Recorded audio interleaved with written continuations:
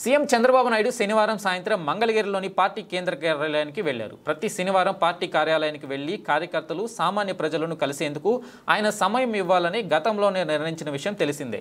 ఇందులో భాగంగా పార్టీ కార్యాలయానికి వచ్చిన చంద్రబాబును వందల మంది ప్రజలు, కార్యకర్తలు కలిసి వినతి పత్రాలు ఇచ్చారు.